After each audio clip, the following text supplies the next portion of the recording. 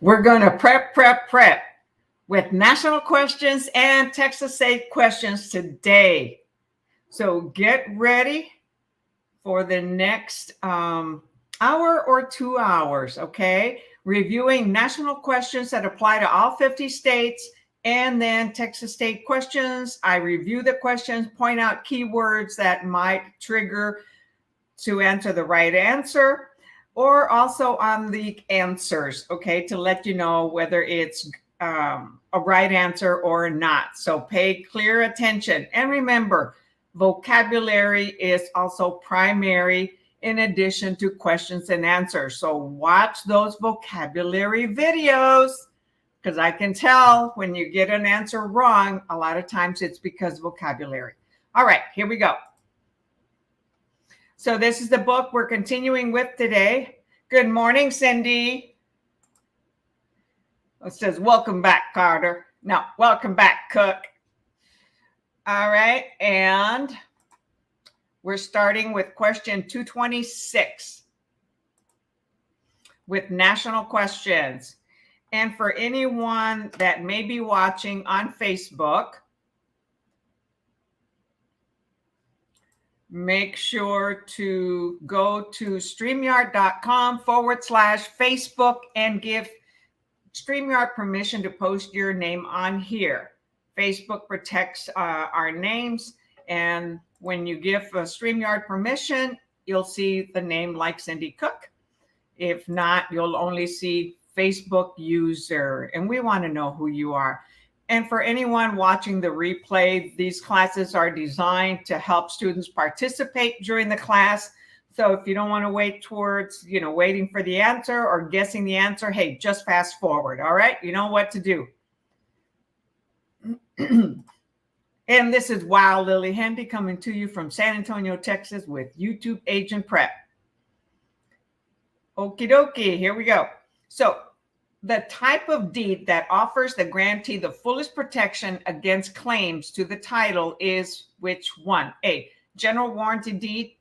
B, special warranty deed. C, quitclaim deed. Or D, bargain and defend deed. Oh, yeah, I'm going to defend you, man. Type your answer in the chatty chat.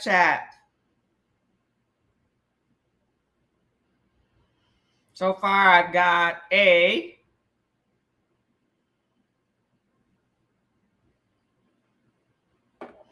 And that is correct. It is the general warranty deed that gives the fullest protection. It reviews the whole chain of title, all the years of ownership on the title. So every time that someone has purchased it, it's recorded, and the title company will review the whole history and provide a title commitment report. That is once a contract is in escrow, individuals can get a title commitment, a title search on their own. A seller can also do that.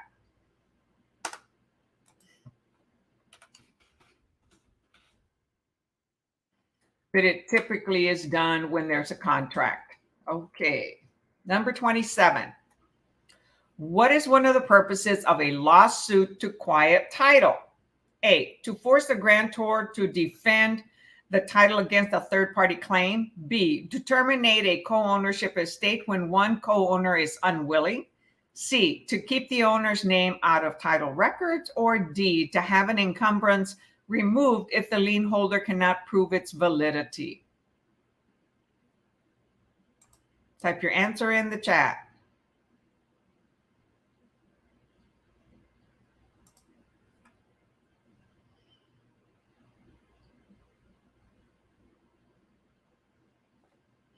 And yes, the answer is 27D. And you know what, guys? I remember these questions. So I believe we're supposed to start with number 46, not 26, okay? So yes, that's what my notes show. So let's go to, because we did these questions last week. All right, so let's go to 46, okay, where we're supposed to be. All right, there we go. Lots of laugh. Yep. Good morning, Carol. So anyone who just came on, we're doing national questions that apply to all 50 states. All right. 3 students rent a house together and all 3 sign a 1-year lease. 6 months later, 2 students move out. Which of the following is true of the remaining rent obligation? A, the remaining tenant is responsible for the full rent obligation. B, the remaining tenant is responsible for 1/3 of the rent obligation. C, the lease is canceled due to the abandonment, therefore the rent obligation is extinguished. Or D, the departing tenants have no further rent obligation. Really, when you sign an agreement, who is responsible? Good morning, Kathleen.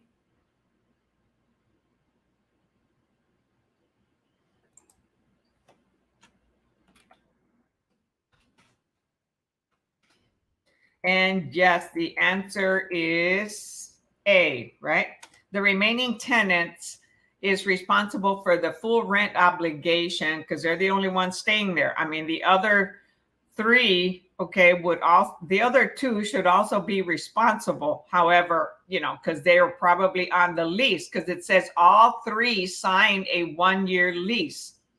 However, if they move out, whoever stays there, they have full obligation.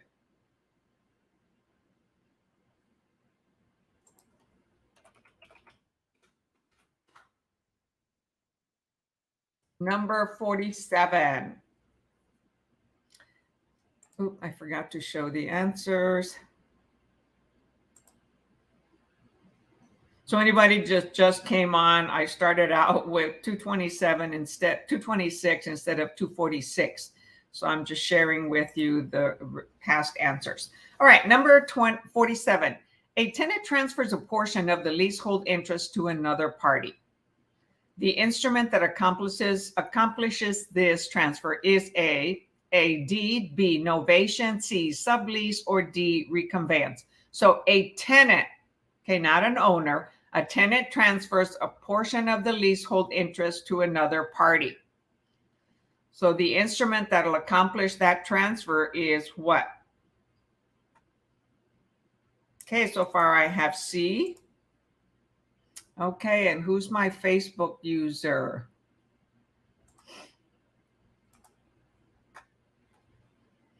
Okay, Facebook user. Go really quick to StreamYard.com/Facebook and give StreamYard permission to post your name on here. Facebook protects our names by using them anywhere else. Oh, that's Marcella. Okay. So yes, the answer is C, a sublease, right? Because they're conveying it to somebody else that is a tenant. They're transferring their leasehold. So that'll be a sublease. Of course, that's only with the agreement of the landlord. A lot of lease agreements will not allow it, but there are some landlords that will. Especially in the area of a high demand, maybe a lot of students, colleges, community colleges, universities.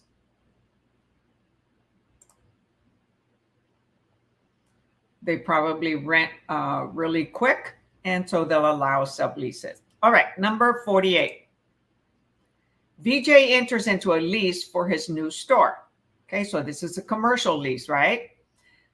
So new store. The provisions of the lease require VJ to pay the operating expenses of the premises, such as janitorial and repair expenses.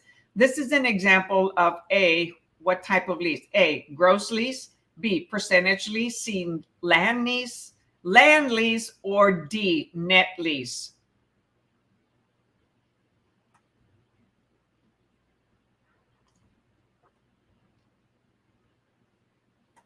Remember, they're leasing a store, okay, not a land. So type your answer in the chatty chat.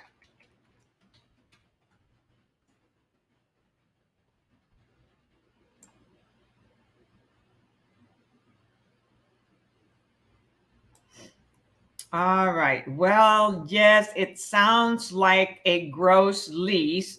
However, the answer is D, a net lease. There are three different kinds of net leases. It's a single net lease, double net lease, and triple net lease. So each one requires additional expenses to be paid, and I'll review that in just a moment. So a gross lease, okay, will include the base rent, operating expenses, insurance, and some building taxes, okay, a proportion. So a net lease requires a tenant to pay for utilities, which is typical, right? Internal repairs, and a proportionate share of taxes, insurance, and operating expenses in addition to rent.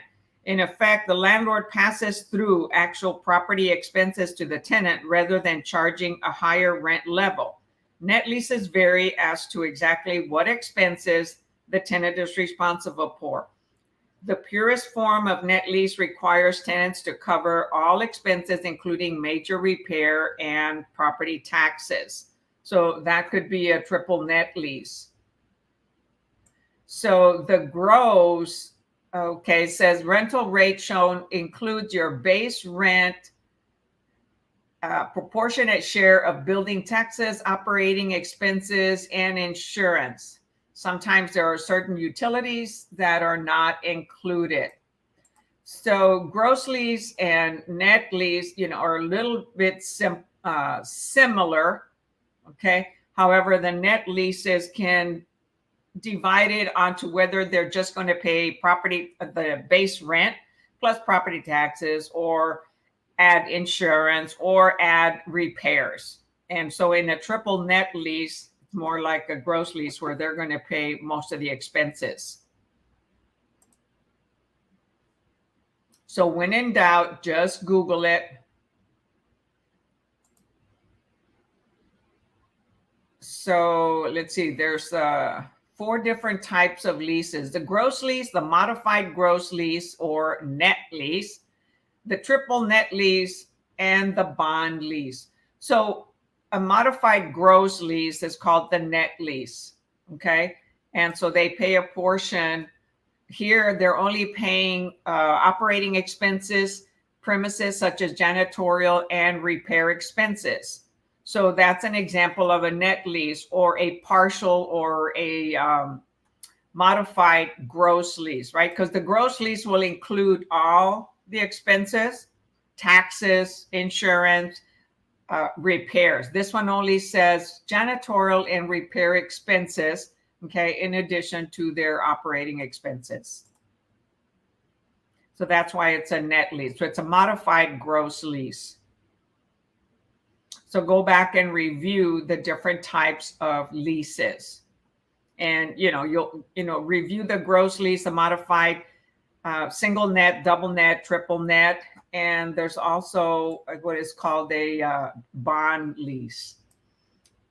All right, number 49. A tenant obtains a full service lease where the landlord agrees to pay all operating expenses in exchange for an additional $5 rent per square foot. So that is, if there's 400 square feet in the office, they're going to pay an additional $5 per 400 square feet. Okay. In addition to their base rent. Another term for this lease is A, gross lease, B, proprietary lease, C, exchange lease, or D, full service net lease.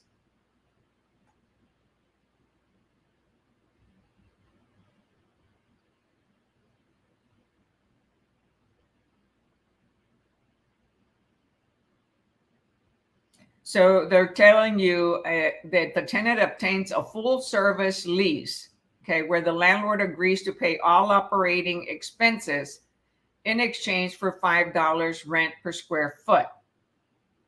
So they're not paying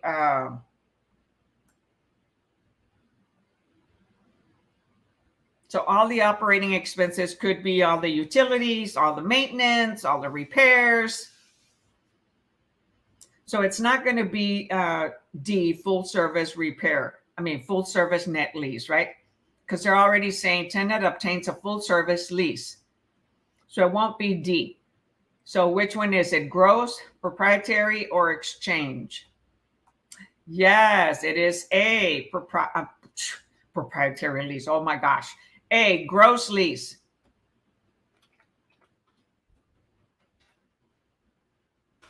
Very good.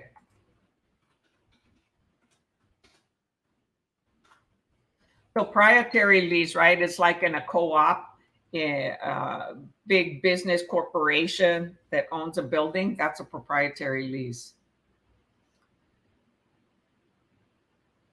They lease a single unit from the corporation, right? Oh my gosh, I typed 240. Where did I type 246? Huh. Okay, so it's not 246, it's 249.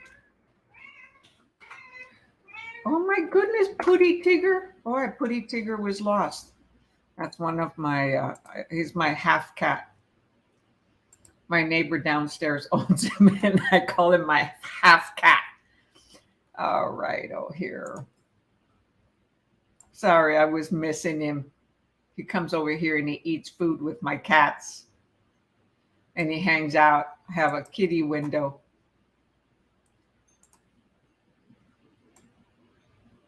I'm an animal lover, y'all. So I'm a cat lover, dog lover, all kinds of animals. All right, number 50.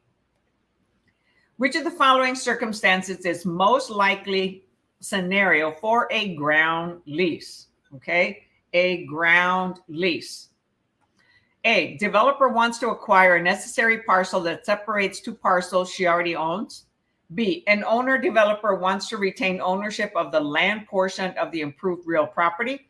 C, a fast food company wants to place a restaurant in an existing building without buying either land or improvement. Or D, a farmer wants to sell his property to mining company.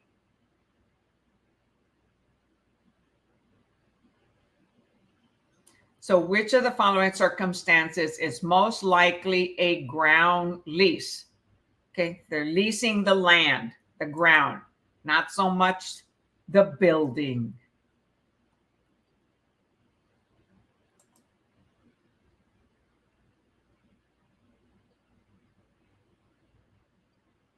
Type your answer in the chatty chat. It is not A.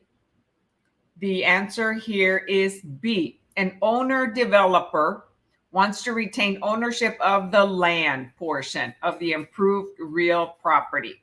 So somebody is going to lease the land because they are retaining ownership of the land. Okay. The other one says a developer wants to acquire a necessary parcel that separates two parcels she already owns. Well, they're going to subdivide it. Okay. They're not leasing it. Okay. So you change it to B, Cook. And then C, nobody answered C, but that's a fast food service wants to place a restaurant in an existing building. So they're going to use the building, right? Not the land. And a farmer wants to sell mining, a property mining company. That's not a lease, right? That's a sale. So the best answer here and only answer is B. Owner developer wants to retain, they're going to keep ownership of the land portion of the improved real property, right? The improved real property, right, is all the improvements above the land, right? Above the surface. So he keeps the land, anything below it, and leases and not the improvements above it. Big companies will, a lot of franchises, okay, instead of buying land, they'll just lease the land from someone, right? And build their building and lease it for 50 years or 100 years. And that owner is getting rent for the land. And sometimes they'll get a percentage of the business. So it'll be a long commitment lease, which is usually pretty good. I think I have a cousin that owns that, and an enterprise car rental build on his land. He owns the land, and they asked him to find the contractors to build the building. And so they leased the land for, maybe 50 years. Okay, so that's an example of it. Now, franchises like McDonald's, they say they make their money from owning perfect, busy street land. That's where they make their money. That type of property appreciates tremendously. So they say they make more money on the land than they do on the burgers. Well, that's what some of the research says, right? They own some of the most expensive land, okay, in a location, in a city. All right, number 51. A tenancy at will, okay, tenancy at will can usually be terminated by A, either party giving proper notice, B, either party without notice, C, a sublease with the lessor's approval, or D, an assignment by the lessor. So at will, okay, not that they have a will, okay, or without a will, but they can terminate at will, tenancy at will. So what does that mean?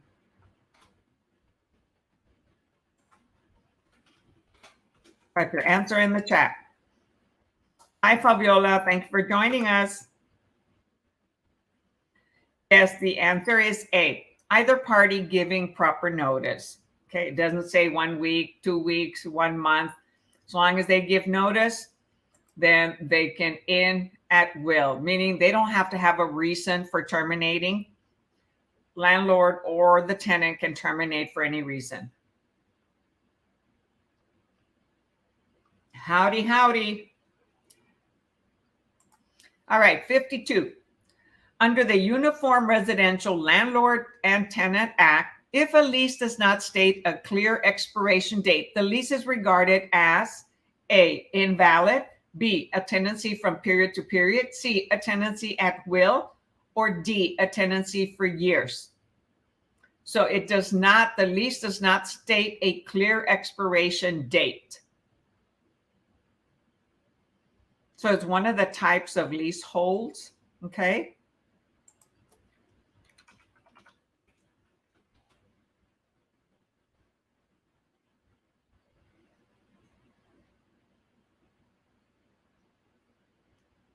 Type your answer in the chat.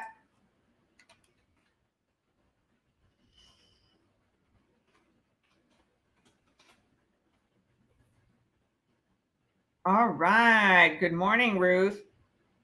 Yes, the answer is B, a tenancy from period to period. Right? Because it doesn't state a clear expiration date. So it could be day to day, week to week, month to month. So that is a tenancy from period to period. Very good.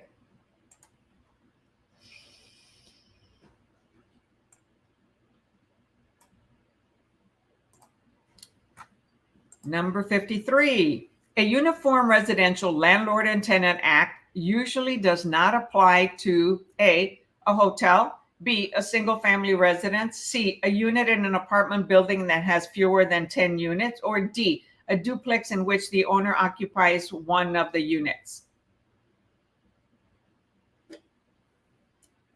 So which does it not apply to? Oh my gosh, look at that. Kathleen, quickie, yay. No, it is not. A single residence can be rented. The answer is A.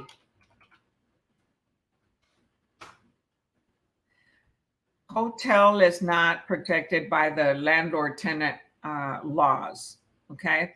That's a commercial business. So even though some apartment complexes, right, are considered commercial, but they're multifamily, and so those are rentals which apply to the landlord-tenant laws. So the uniform law does not apply to a hotel. It does apply to a single family, a unit in an apartment, or a duplex.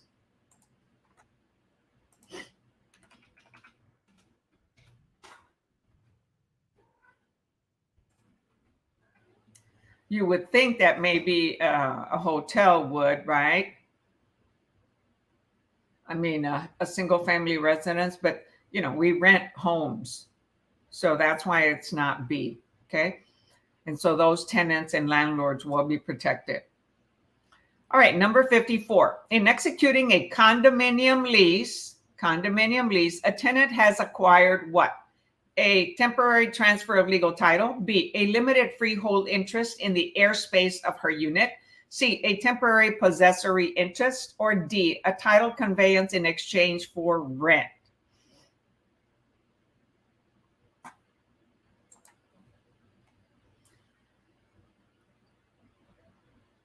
Be careful of, freehold interest, okay? So this is a lease, a condominium lease.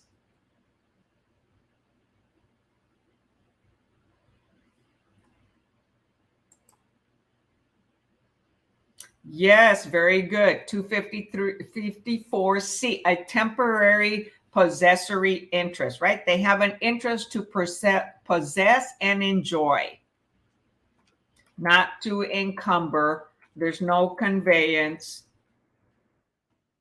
There's no temporary legal title, and it's not a limited freehold. Freehold is when you have all, a lot of the bundle of rights. Okay. Oops, that's okay. 254C. So that is the answer, 254C. They temporarily possess, so they have an interest of possession. Number 55. When a tenant acquires a leasehold estate through a lease, what does the property owner acquire? A freehold estate for years. B, a reduced leasehold estate. C, a defeasible estate. Or D, a leased fee estate.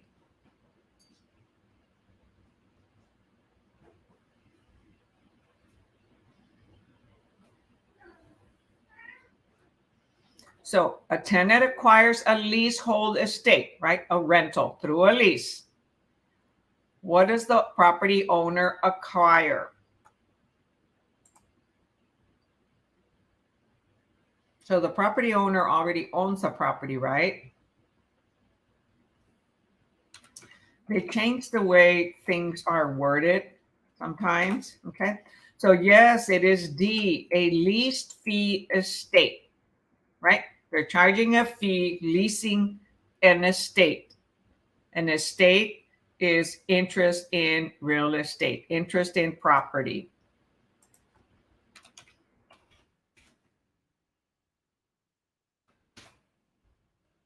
So let's see how the definition calls it. It says, in conveying the leasehold estate, the landlord acquires a lease fee estate to allow one to use for money. Okay, they're renting it. Basically, that's what it means, which entails the rights to receive rent, repossess the property following the lease term, and monitor the tenant's obligations to maintain the premises. Just a different way of saying a rental, right? A lease. Ugh, not my day. Hey, it happens, Cindy. It happens sometimes.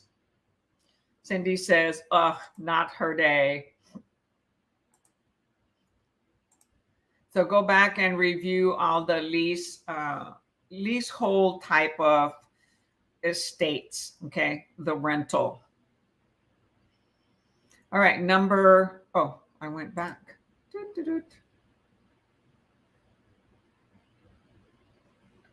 What number were we on? 55. Okay, 56.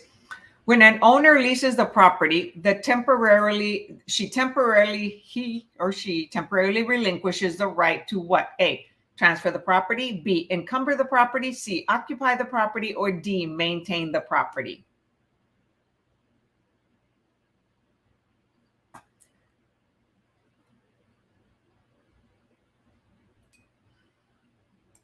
Okay, this happened. Now you get to focus, right? Focus, focus.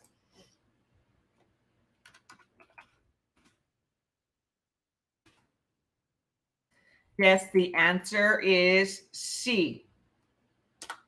No, they relinquish the right to occupy the property. They don't relinquish the right to maintain the property. A landlord still has to maintain the property.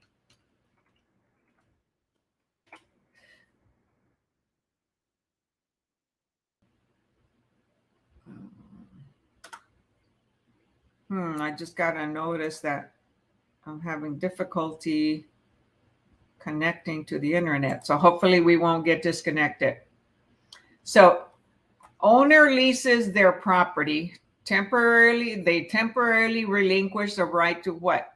To occupy it. They can still transfer it by selling it. They can still get a loan on it because they own it, right? And they still have to maintain the property if they want to keep the value and have a habitable property for a tenant, right? So landlords have to provide a habitable property. Good morning, Kamanani. Thanks for joining us. All right, number 57. Which of the following happens when a leased property is sold?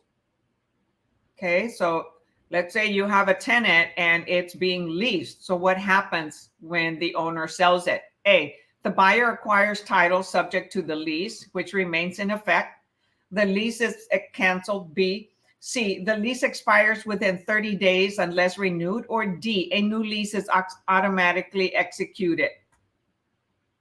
Yes, very good. The answer is A. The buyer acquires title subject to the lease, which remains in effect. So the new owner has to honor the lease. Any deposits and payments are prorated. Well, the deposit is conveyed over to the buyer. Any rent, that is prorated. Any rent or so security deposits, any last month's rent, that is completely transferred over to the new owner.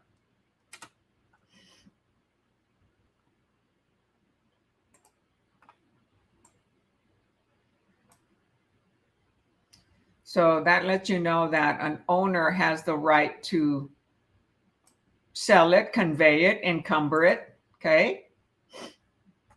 And they still have to maintain it, right? So 58. If a lease does not state a specific ending date, when does it terminate? A, immediately since it's an invalid lease. B, after 1 year. C, when either party gives proper notice. Or D, whenever the property is sold.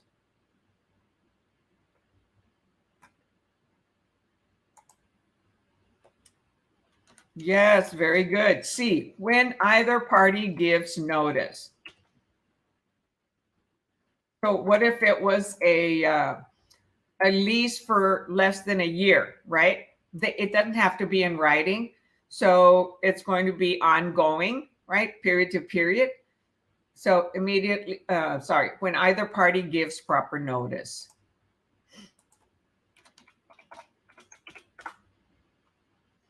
Number 59.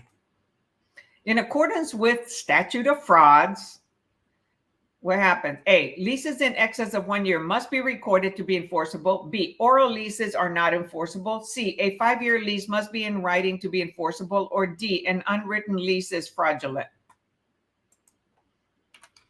Type your answer in the chat.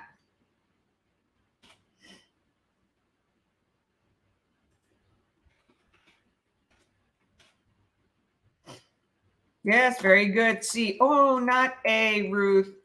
The answer is C. A 5-year lease must be in writing to be enforceable, right? Because anything that is a year or greater has to be in writing when it comes to a lease. So a lease in excess of 1 year must be recorded. No, leases are not recorded. There's no title transfer. Okay, so a property is not conveyed when a lease is written. Okay, that's between the landlord and the lessee. Okay, it's not recorded. The owner still owns the property. So nothing is being conveyed. The only thing here is oral leases are enforceable and unwritten leases are not fraudulent, right? Because a lease less than a year is enforceable. So The only right answer, a 5-year lease that could say 1 year, 2 years, 3, 4, 5, must be in writing to be enforceable. In other words, if they go to court, it'll stand up in court.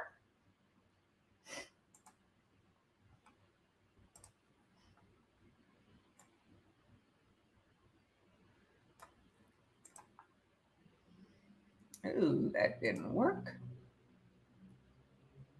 So let's see if that'll work. Yes, that'll work. Okay. Number 60. Which of the following is true of a sublease? You leased it and then you subbed it to somebody else. A, the subtenant takes over sole responsibility for performance of the original lease contract. B, the original tenant retains primary responsibility for performance of the original lease contract. C, it does not convey any of the leasehold interest. Or D, it conveys the entire leasehold interest. You guys are more awake than me. Yes, the answer is B, Cindy and Kathleen. The original tenant retains primary responsibility for performance of the original lease contract.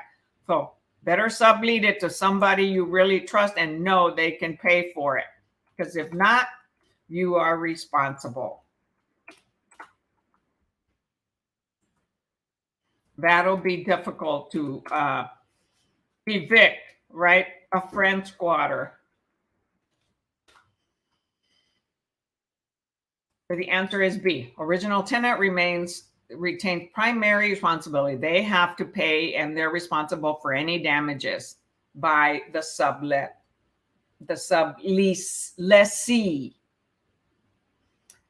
61. Very good, ladies. A homeowner goes bankrupt and the lender forecloses on her residence. His or her resident. In the foreclosure sale, the proceeds are insufficient to pay off the loan. So there's not enough money to pay off the loan balance. And the court orders other properties sold to cover the shortfall. This action is called a strict foreclosure. B, suit for a specific performance. C, equity foreclosure judgment. Or D, deficiency judgment. When there's not enough money to pay the loan, what is it called?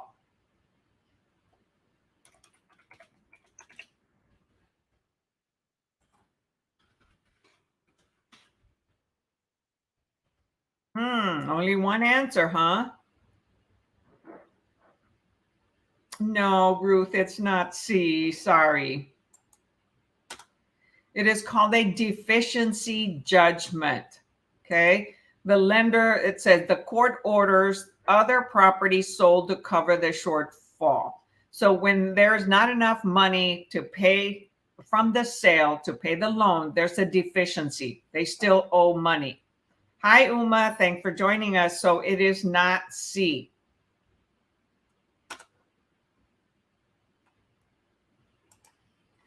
An equity foreclosure, equity is the part that we own. Okay, the difference between the market value and the loan balance. So it's not an equity foreclosure. Or, equity is what the bank holds, an equity title. They have equitability on that property. They have the collateral. It is deficient. So the money was deficient, okay, of paying the full loan balance. So the lender will go to the courts and demand payment by other ways. And that could be selling other property.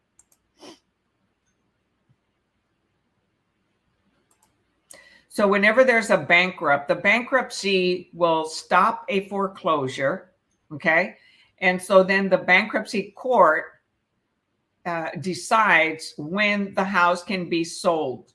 So a lender cannot foreclose a house when an owner goes into bankruptcy. So the bankruptcy can be a reorganization of all the debt, and the bankruptcy court will say, okay, well, you own other properties. You can sell some of those or other assets in order to pay this lender.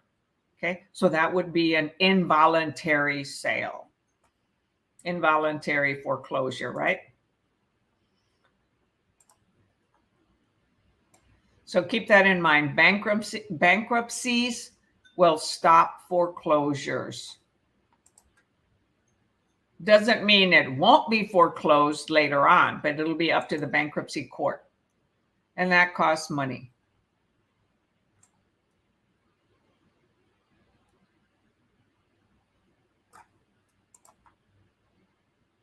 And that does not work. It's going to be much smaller. All right, 62D. To make successful a claim of adverse possession, okay, adverse possession, gaining a property against somebody else's will, right? So the adverse possessor must, excuse me. The adverse possessor must satisfy which of the following criteria? A, the possession must have been concealed without permission and for a statutory period of time. The possession must have been unconcealed for the necessary length of time and without permission. C, possession must be with intent, secretive, notorious, and hostile. Or D, the possession must be open without permission for the statutory period of time and within the number of permitted intervals. Very good. Yes, B, right? The possession must have been unconcealed. Everybody could see it. Everybody knows. You know, the owner might have known or might not have known if they were not in the local area, but they didn't hide it. They were not being secretive. It was open. And for the necessary length of time, every state has a different statutory period of time to possess that property and to maintain it and show that they were using it. And of course, it is without permission. And they can gain ownership of that by going to court.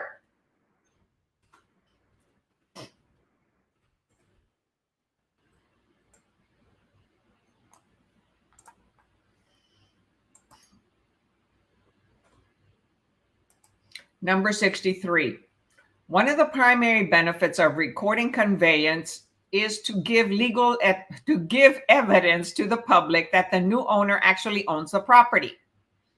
Okay, so that's that's constructive notice, right? What is another benefit of recording to the homeowner? A, recording instrument establishes title marketability.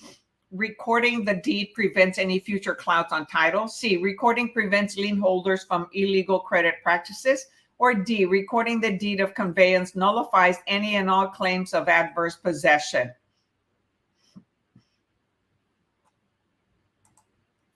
So remember, bundle of rights, freehold estates makes the property what? And especially when it's recorded. So nobody else can steal it and go and record it in their name.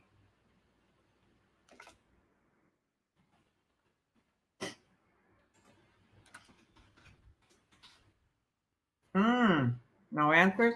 No, it is not D.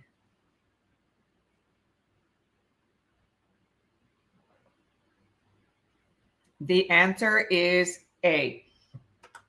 Recording instrument establishes title's marketability, means that that owner owns that property and the world knows it, right? Because it's recorded in the county clerk's office. Now, it could have liens, but it's owned by those individuals, okay? And if it does have some clouts on title, then it has to be cleared. Those clouts have to be removed. But it makes the title marketable, okay? And the recording of the instrument, okay, that is the deed. The deed is recorded, the warranty deed, general warranty or special warranty, and the deed of trust, okay, which is the instructions on what happens if there's a default or the lender sells and blah, blah, blah, okay? Promissory notes are not recorded. That's between the bank, the lender, okay? Could be a private lender, a hard money lender, and the owner.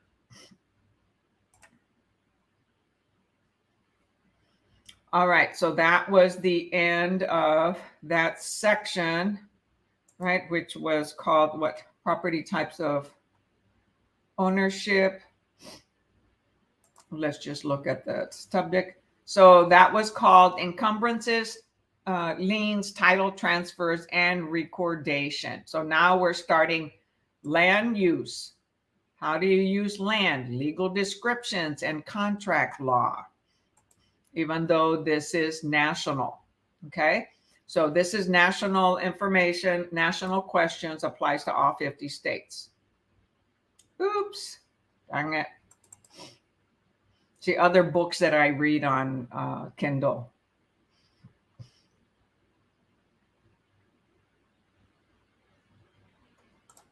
Okay, land use, legal descriptions. Okay, so how can you use the land? Zoning, subdividing, residential, commercial, agriculture, industrial, legal descriptions.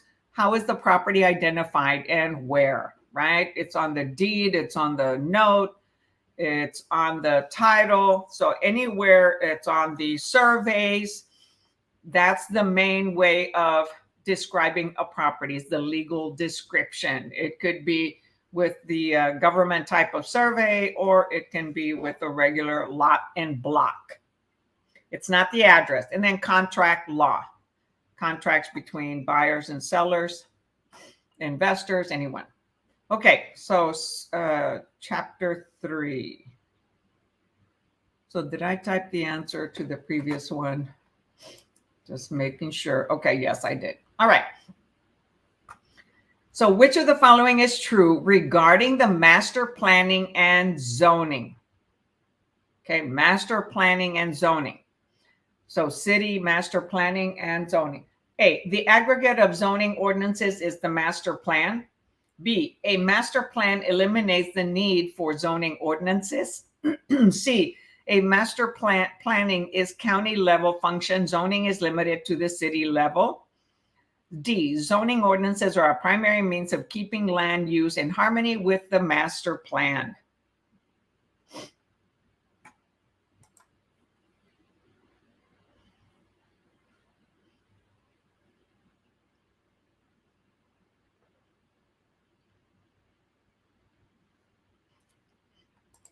So they could have like a 5-year business plan, development plan for the city, the county.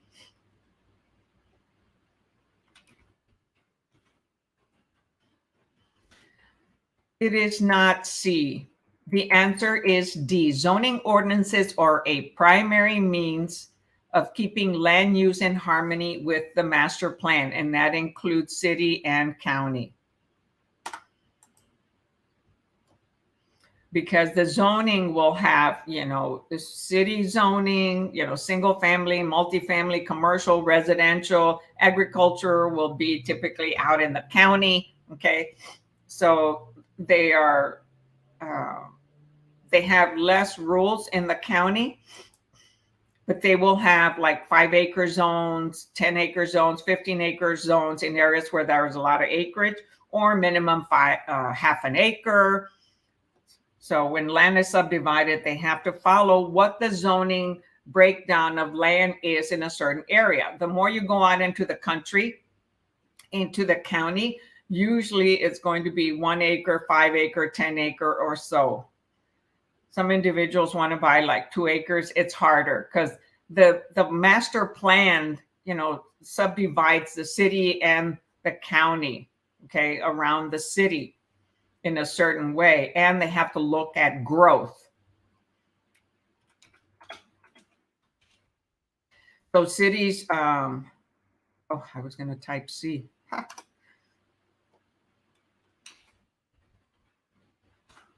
Cities can provide a 5-year master plan or longer, because major corporations like franchises, they usually plan years in advance. They know 5, 10, 15 years in advance where they're going to build and how the city is going to grow, how the community is going to grow with the traffic influx, expressways, airports, people moving in. So they have to plan way ahead to accommodate for growth. So that's where zoning and planning come into effect. Number 2, the basic intent of zoning ordinance is to A, establish the basis for public ownership of land for the common good.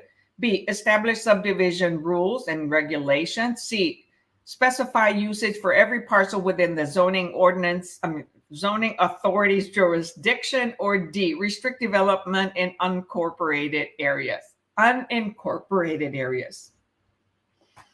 So I just kind of explained it with the prior answer. Yes, very good. Specify usage for every parcel within the zoning authority's jurisdiction. That could be city parcel, small lot, or acreage out in the county. Very good. So hopefully, going into more detail of the explanation, my experience of, how I've used property developed, not a lot of just single lots, okay, helps you out in understanding some of these questions better. So for anyone who is watching the replay, I go into some detail with some and share my experience and my understanding, okay, of these in order for you to understand it and elaborate on the question and the answer. All right, number 3. Why do zoning authorities create different types of zones? Well, I just mentioned a whole bunch of different ones, right? A, to ensure that a variety of building structures are available in the community.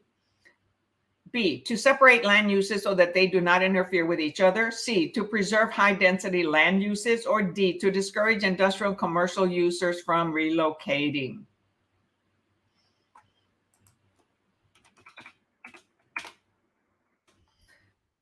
Very good, ladies. Yes, B, to separate land uses so they do not interfere with each other. So when there is commercial land next to residential, there will be a buffer zone, or agriculture next to industrial or residential. There will be a buffer zone of so many feet separating both where nothing can be built.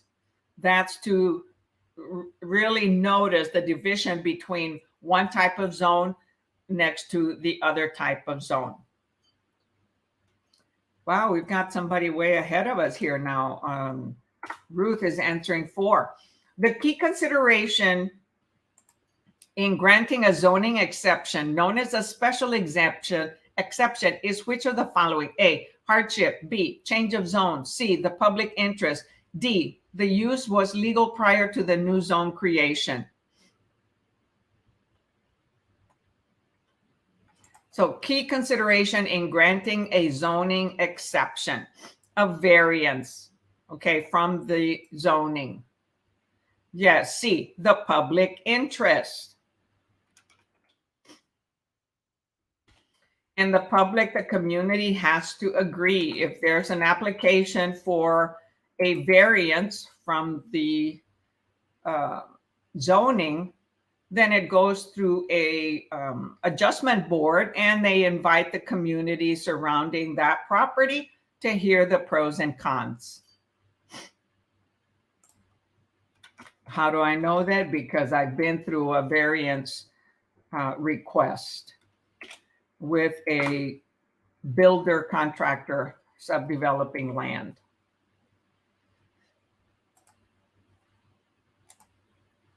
So it is for the public interest when there is a special exception made.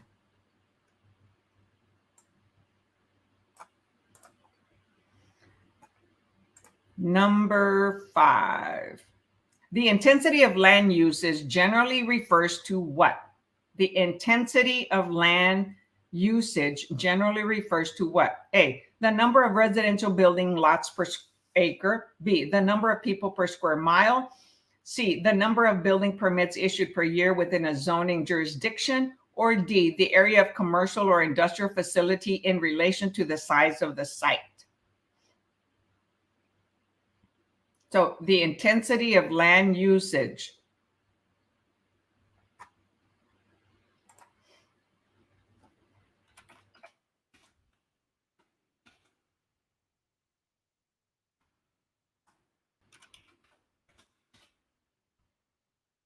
Yes, very good. D, the area of a commercial or industrial facility in relation to the size of the site. So the answer explains that as commercial zoning regulates intensity of usage by limiting the area of store or office per site area. Intensity regulation is further achieved by minimum parking requirements, setbacks, and building height restrictions. So zoning gets to control a lot, right? It's one of the police powers. Okay, so that's it for national questions. So any questions on national before I transition into state? And so anybody watching the replay, you can fast forward while I adjust here, change to state questions.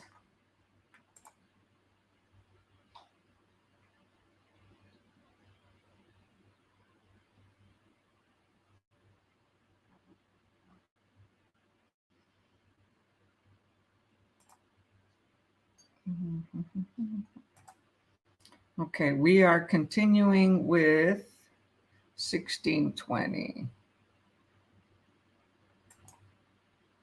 There we go.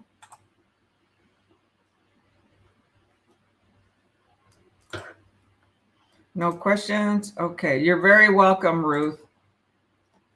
You must have passed the national or the state, right? All right, so we're going to end up doing 2 different books today because run out of questions on one of the books.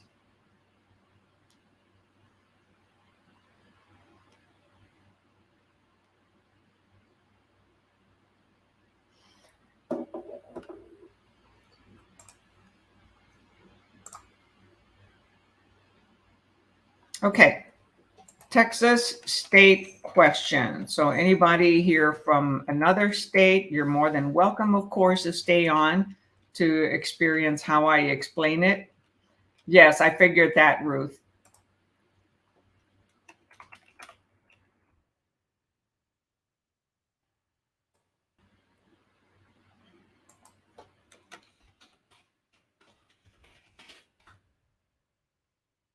So we're starting at almost at the hour. Texas state questions. All right, number 1620. And so we're still in the same book, okay, by Stephen Metling.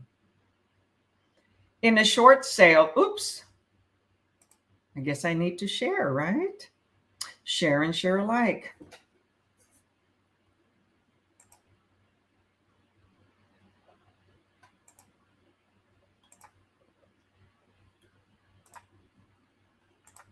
Something happened to my share screen. There we go.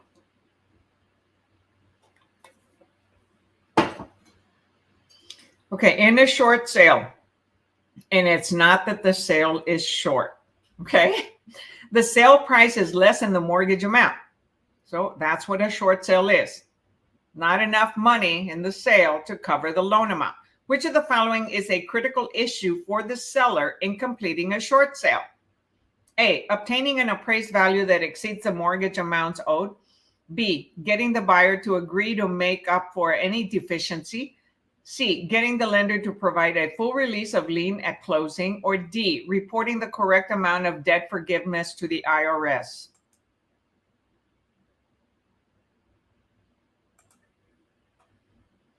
So far we have C.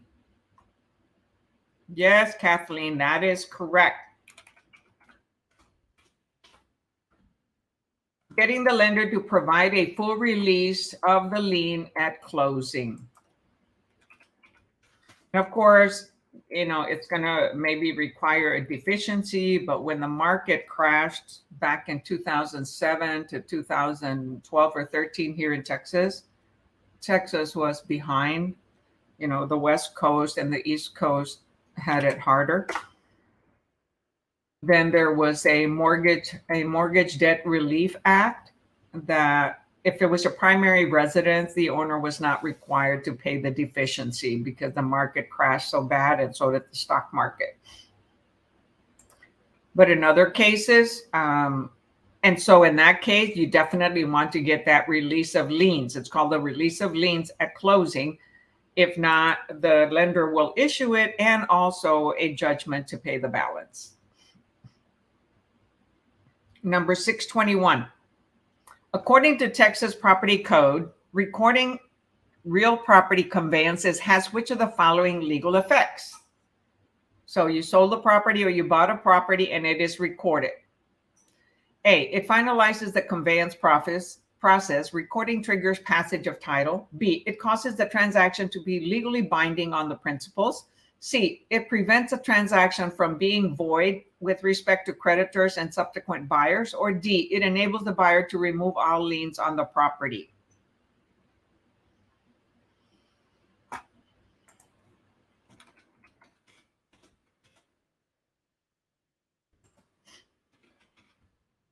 Remember, other people try to record property and they can end up being the legal owners, even though they didn't buy it. Then there has to be a big, hiring attorneys, going to court. No, the answer here is C. It prevents a transaction from being void with respect to creditors and subsequent buyers. So let's say other buyers were trying to buy that property and they rushed to record it. So no, not A, okay? It was C, okay? And so it says, without recording, a transaction is not legally in effect as it concerns lenders and buyers. So lenders are going to want, the warranty deed and the deed of trust recorded. So it's constructive notice. If a lender cannot reference a transaction in title records, it cannot place a valid recorded lien on the property because there is no record of the owner borrower. So remember, the property is, when there's a loan, okay, it is collateral, okay? It's the security to the lender to make sure that the borrower pays. The A says it finalizes the conveyance process. Recording triggers passage of title. No, passage of title is done when the owner signs the warranty deed and it is delivered. Okay, so title passes then. Okay, that is conveyance. It has to be signed by the grantor, the owner, the seller, and then delivered, and the buyer receives it. So they receive notice of it, right? Actual notice. It was given to them. Constructive notice, it gets recorded and the world knows. Anybody who goes and looks at it, looks for it in the county court records, it's there. It protects the lender. Otherwise, nobody can put liens on that property if they happen to owe mechanic liens to somebody for doing work on their property, on their improvements, or on the land. Okay.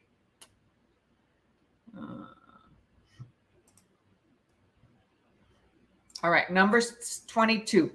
An essential distinction between actionable fraud and intentional misrepresentation is that A, fraud requires two or more parties to commit the law violation. B, misrepresentation implies that the misrepresentation party did not realize the statement was untrue. C, misrepresentation requires that the client relied upon the misstatement made. Or D, actionable fraud must have resulted in damage of the defrauded party. So the distinction between actual fraud and intentional misrepresentation.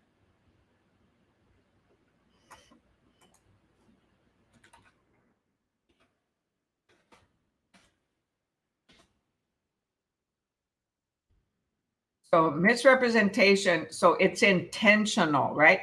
So actionable fraud and intentional. So intentional misrepresentation is, when we lie to somebody, we misrepresent ourselves, but there may not be any financial ramification, right? So Nobody's answering it yet. So this actionable fraud means that the actionable fraud must have resulted in damage to the defrauded party. So it cost them some type of damage, money, sufferance, theft, other. Okay. The answer is D. So Cindy, you said C. D. Yeah, D. C says misrepresentation requires that the client relied upon the misstatement made. Well, but that's not the actionable fraud, okay, is also, intentional misrepresentation. However, there may not have been any financial ramification with the misrepresentation, even though the client relied upon them. But actionable fraud, somebody took action to collect, okay, on the fraud that was caused on them. It caused somebody some undue duress. All right, 23. Which of the following is an accurate requirement for making a valid will in Texas? A, the maker may be 17 years old if a member of the military. B, the maker must have a guardian if deemed to be mentally incapable. C, the maker must be 21 years of age. Or D, the will cannot be the maker's own handwriting.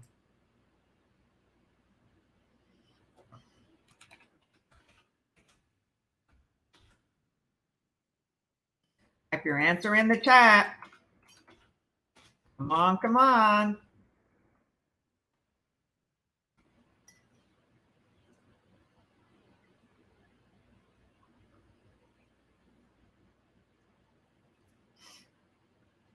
No, it is not B.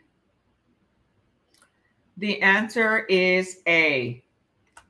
The maker may be 17 years old if a member of the military. Okay, so which of the following is an accurate requirement for making a valid will in Texas? So there could be 17 years old if a member of the military, right? So many go into the military. So if they're adult enough to go to the military, they're adult enough to make a will, right? The B says must have a guardian if deemed to be mentally incapable. No, that's not an accurate requirement. C, the maker must be 21 years of age. No. D, the will cannot be in the maker's own handwriting. No, it can be. Okay. As long as they write it and sign it and date it. Number 24. Which of the following is true regarding mechanics liens in Texas? Mechanics, right? Car mechanic, or is it a house mechanic, land mechanic? What kind of mechanic liens? So A, mechanics liens cannot be filed until there is a delinquency in paying the contractors. B, there is a specific 75-day time limit for recording the lien. C, the lien only attaches to the specific portion of the building that was built or repaired. Or D, mechanics liens are classified as involuntary in Texas.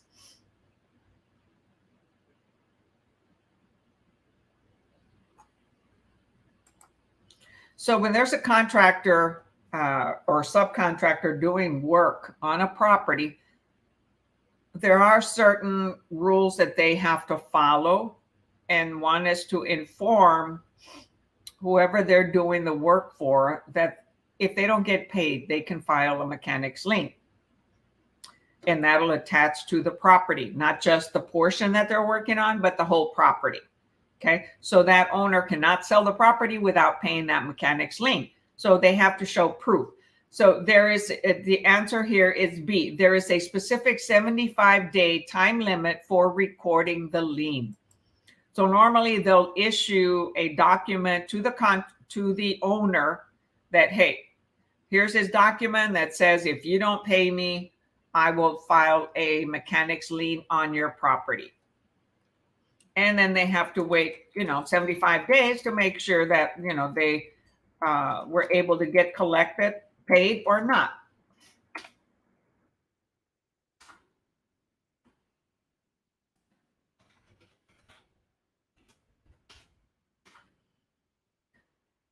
Didn't know that. Okay. Yeah. So mechanics lien, it's not just, automatic. They have to follow a process. Okay. And in order to be able to collect and attach a mechanics lien, otherwise anybody could go and attach a mechanics lien to somebody's home for any minor work or major work or whatever. So it has to follow a legal process and show proof.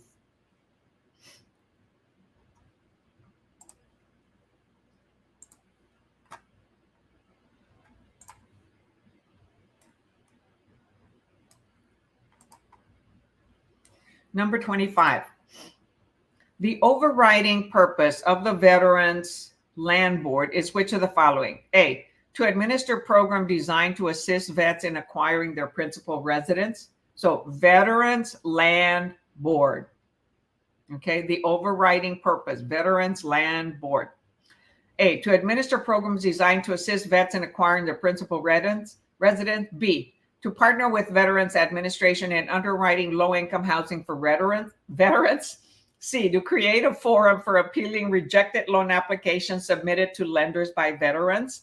Or D, to assist veterans homeowners in adjudicating foreclosure suits brought by creditors.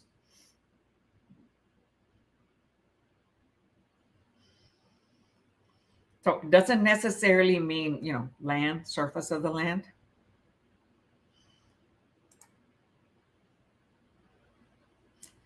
Yes, so the answer is A, correct, Kathleen. To administer programs designed to assist vets in acquiring their principal residence.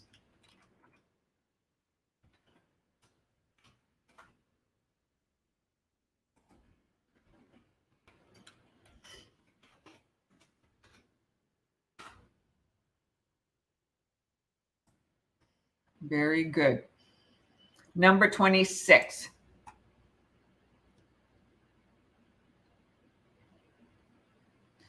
Jane would like to purchase a property in the Silverleaf subdivision, which is managed by a homeowners association, HOA, acronym, or POA, Property Owner Association, requiring all owners to be members. Which of the following is true, referring to HOA or POA? Not a power of attorney, okay? This is Property Owner Association instead of just Homeowner Association. So A, if Jane is not informed of the HOA prior to closing, Jane can cancel the sales contract. B, the seller must disclose the HOA requirement prior to taking possession. C, the seller must give written notice of the membership requirements to Jane no more than 7 days after signing the sales contract. Or D, it enables the buyer to remove all liens on the property.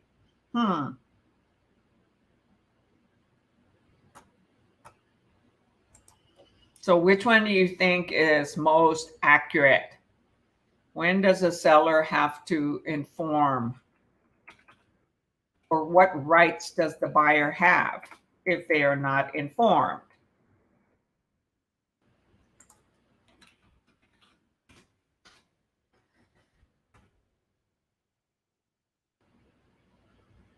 Type your answer in the chat.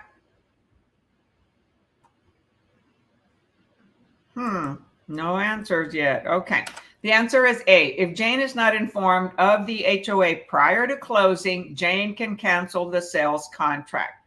It's a crucial thing to know because there could be very expensive HOA dues. Okay. So Kathleen, you answered B. Oh, but that was for number 25, I think, right?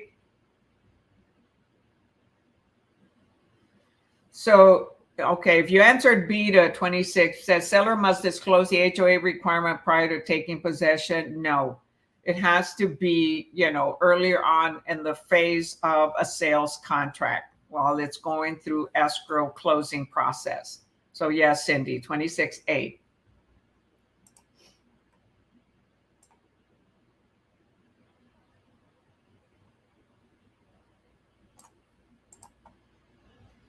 Number 27. So 26. Which of the following is a true statement regarding equitable title? Equitable title, right? Here, vocabulary. I haven't been mentioning the word. No, you got that one wrong. Oh, okay. I got it. So you understand. A, following the execution of a sales contract and prior to closing, sellers have an equitable interest in title. B, Texas is referred to as a lien theory state. C, Texas mortgages hold equitable title to collateralized property. Or D, Texas mortgagors hold equitable title in the collateral property.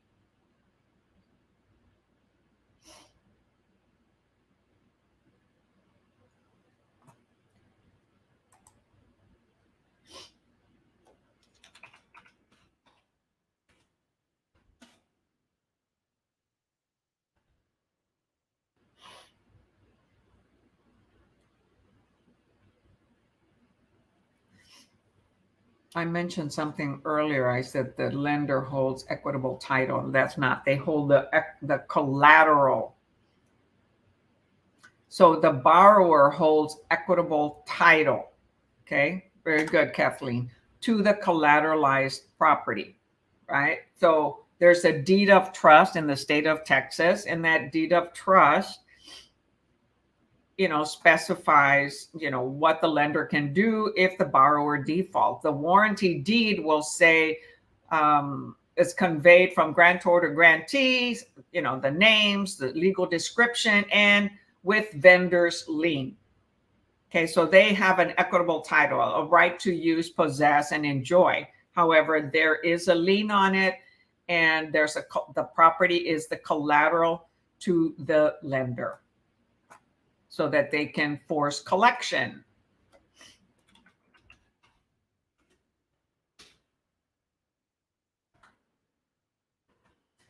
The answer was 627D, Texas mortgagors. And who is the mortgagor? Type in the chat, who is the mortgagor?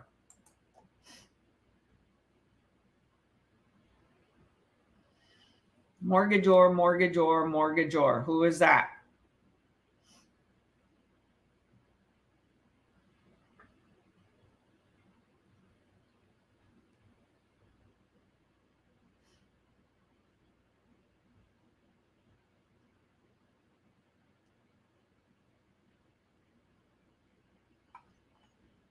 Type your answer in the chat.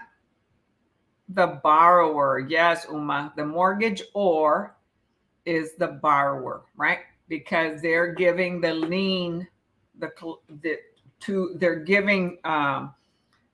they're giving the collateral, which is the property, to the lender.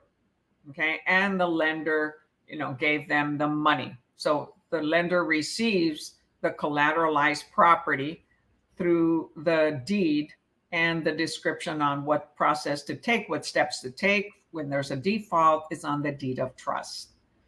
No, Kathleen, the lender is the mortgagee. They receive the instrument, the property, as collateral. So they're receiving, the borrower is giving, okay, the collateral.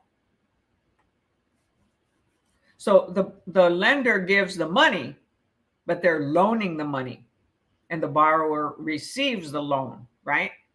However, the mortgagor, okay, is giving the lender, okay, the instrument as the collateral for the property. The property is the collateral.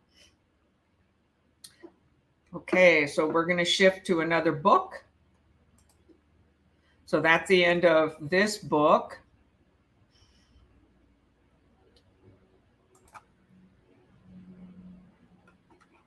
Okay, so we were using this book right now. And now we're going to go to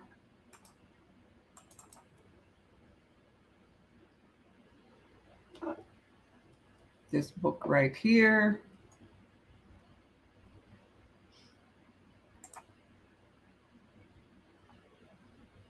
Oh, no, I don't wait. Number 4. Let me see here.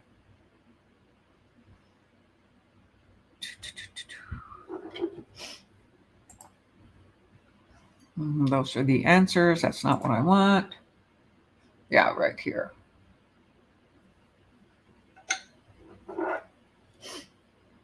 Okay, so bear with me here while I shift course.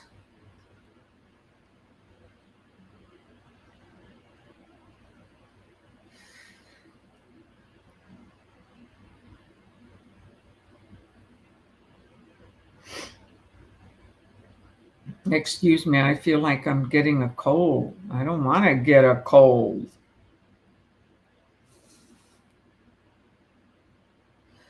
Okay, bear with me. I need to pull up a PDF. Okay, so you understood, right, Kathleen? Very good.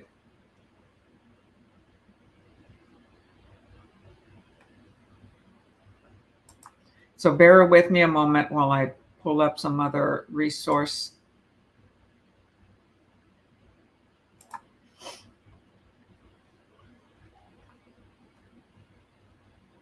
So anybody watching the replay, just fast forward, please, until I totally prepare myself.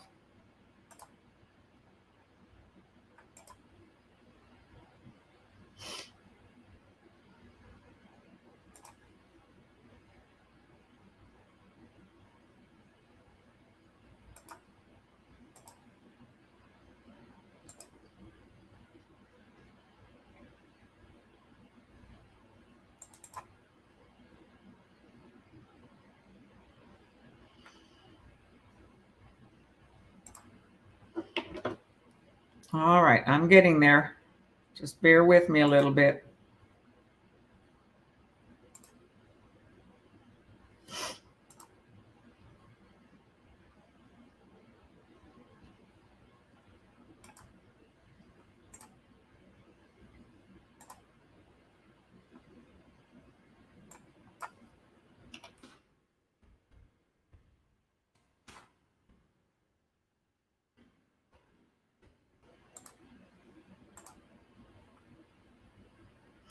Okay, so this is the old book that I keep saying, and it's listed down in the description. This is free online. My students recommended it to me since 2014. It's from 2006. However, it is an excellent book. It is awesome. And I love this book because it also goes through at the end of each chapter. I'm sorry, at the end of each exam. All right, here, let me show you. And this is what I've mentioned in some of my other videos, that it breaks down the questions in the exam according to the topic. So for national exams, it's got the different topics, and you can review these particular questions if you are weak in that area when you take the exam and you don't happen to pass. And it does the same for the Texas topics. So if you're weak on agency and brokerage, you go and focus on these questions on all 4 exams. A few of the questions, yes, are outdated because laws have changed, but not very many. Okay. Oh. So.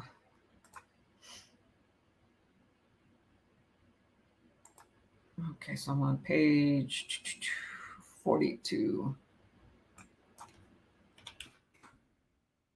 All right, so this is exam number 1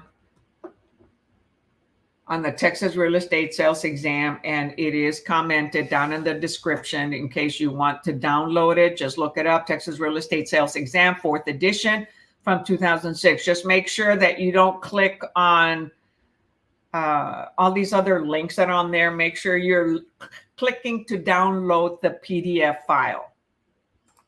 So where do we get that? You know, Google it, okay? Or you can go into my AgentPrep Facebook group.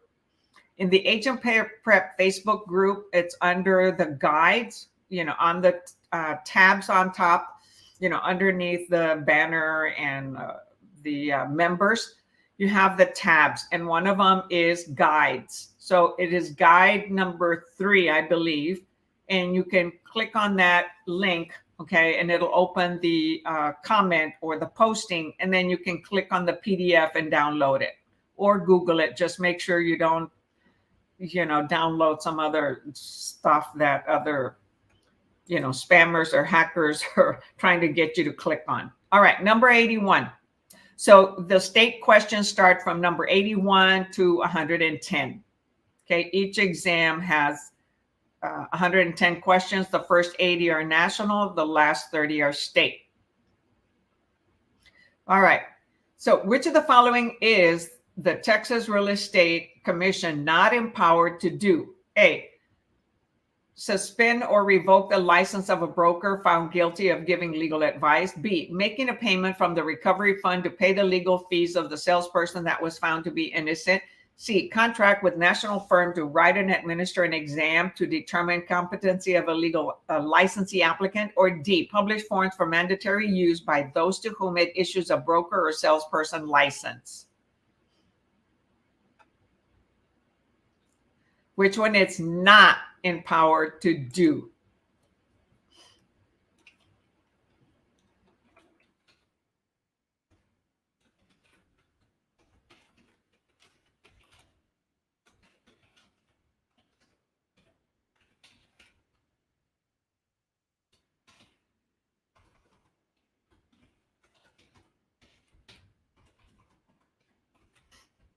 This book is by Learning Express. Anyway, it is down in the comments.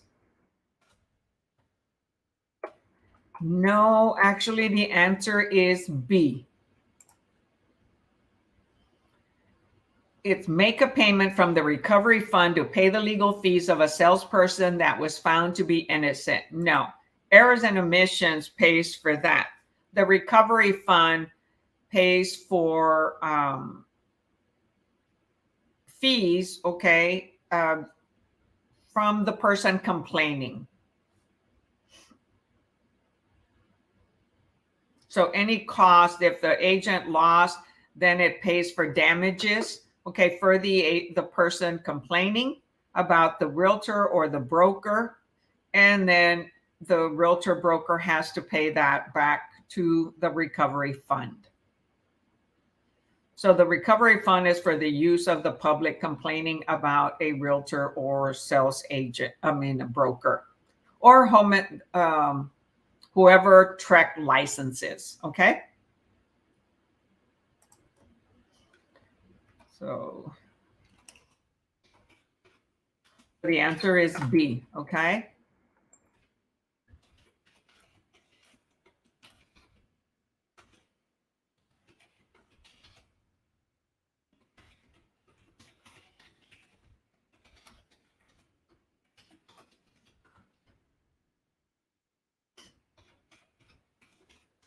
All right, number 82.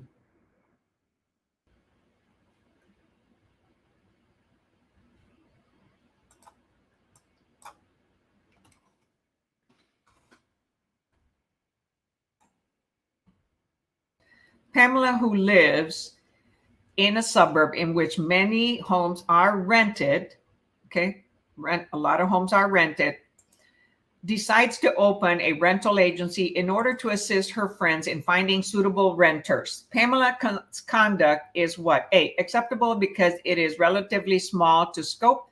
B, acceptable because it involved only Pamela's friends. C, unacceptable because it involves an activity for which real estate license is required. Or D, unacceptable unless she makes a voluntary contribution to the recovery account, right? Only realtors, brokers, members of TREC pay to the recovery fund. So type your answer in the chat.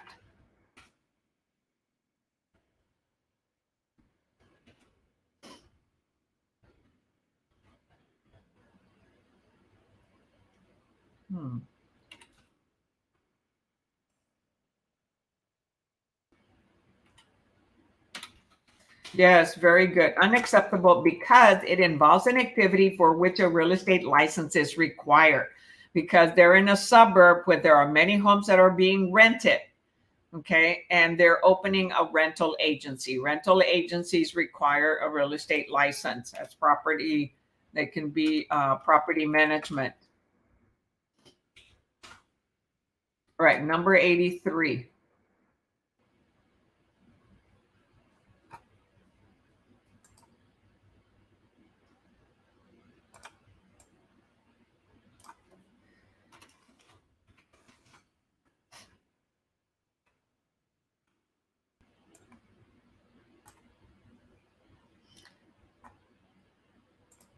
So a hairdresser told a broker about a client who was looking for a new house. The broker contacted the hairdresser's client and sold him a home. May the broker pay the hairdresser for the lead? A, absolutely not. Yes, but not more than $50. C, a gift with a value of not more than $50 may be given. D, only a thank you note is permitted.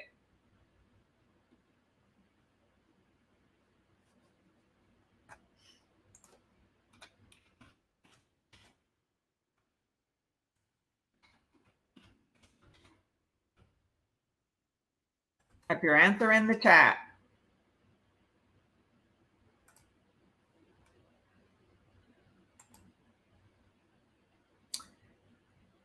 No, A is not correct.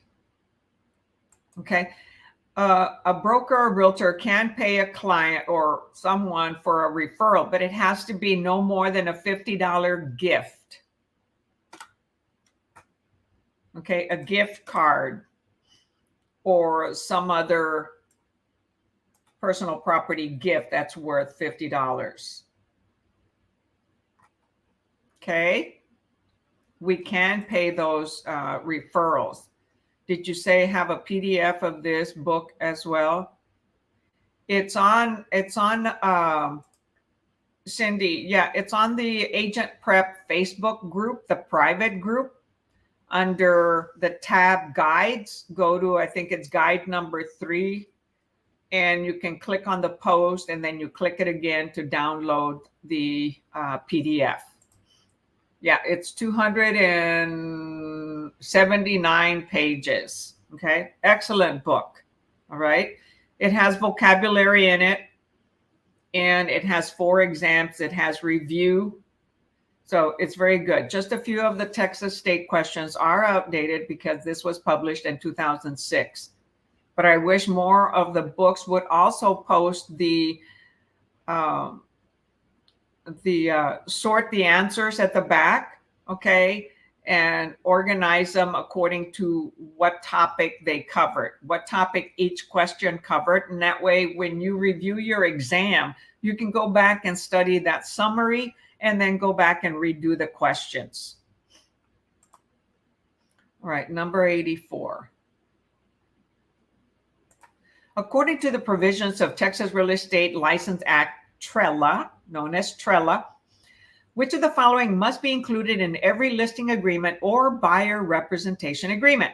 A, the marital status of the sellers or buyers. B, the geographic market area of representation. C, a termination date that is not subject to prior notice. Or D, a proposed sales price and description of settlement costs. You're welcome, Cindy. I mean, you can Google it. Just make sure it says Texas Real Estate Sales Exam, 4th edition by Learning Express. Many people have uploaded it and they're trying to get you to click something to go to their website. And they'll say, download here, but it's not actually the document. It's something else that they want you to download. Yet the answer here is C. Okay, a termination date that is not subject to prior notice. So all contracts have a start and ending date in order to be legal. So that's the Texas Real Estate License Act requires that. So you see how it says here, Texas Real Estate Sales Exam. It's one of the only books that includes the word sales exam by Learning Express. Okay, let me see. I don't know what the cover looks like. The table of contents is this, okay? Exam 1, 2, 3, and 4. Some people do sell it on Amazon, okay? And it used to have a CD-ROM that you can use to study. So if it has a CD-ROM, it might be worth to buy it from Amazon. I should have looked it up and put that link. Okay, I'll do that. And but if not, the book is free on the internet. It's been there since, I don't know, maybe 2010 or 12 or something like that.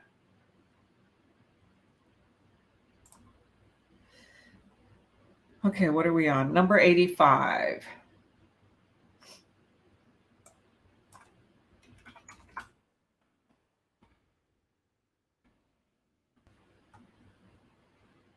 What state agency is responsible for licensing and regulating professional real estate inspectors and their apprentice inspectors?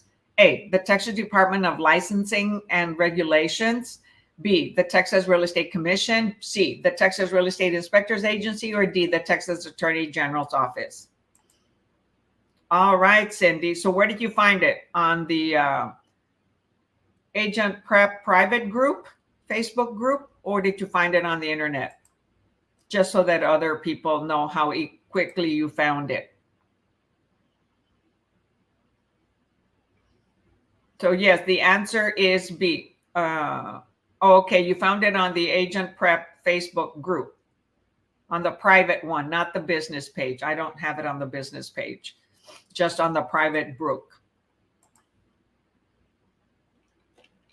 All right, number 85 is B. Yeah, the Texas Real Estate Commission, right? Because they license inspectors. They license a whole bunch of individuals, but they do not license appraisers, right? No. Okay, so Cindy says she found it in the AgentPrep group, okay, under the guide tab, and it's, I believe, guide number 3. Very good.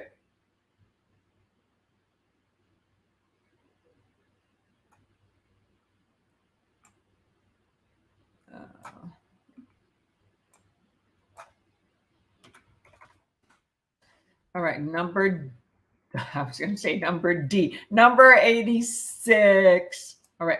Upon obtaining the seller's signature on a listing agreement, okay, listing agreement, they get the seller's signature. After they've got all the signature, the broker or salesperson is required to do what? What do we have to do after we signed an agreement with a seller? A, advertise the property in the local paper or the broker's website. B, set up a listing file and obtain identification number from the broker's preferred title company. C, cooperate with other brokers in the area who might have a ready, willing, and able buyer for the property. Or D, provide the seller with a copy of the agreement that is legible, true, signed, and correct.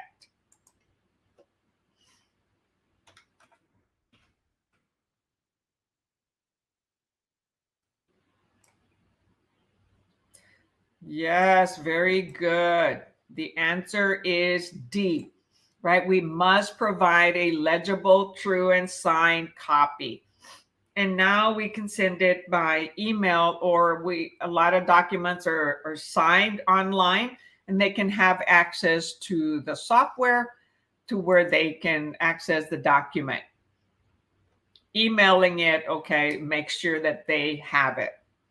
And you can ask them for confirmation. And you document it. So that was 86D. Very good.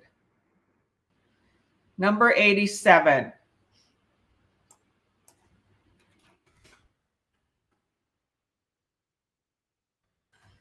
For a document to be eligible, sorry, not legible. It has to be legible, right? For a document to be eligible for recording at the county courthouse, the document must be what? A, drafted by Texas licensed attorney. B, witnessed by 2 persons with legal capacity. C, in English and acknowledged in the presence of public official. Or D, in any language as long as it is witnessed by 2 lawful citizens and is notarized.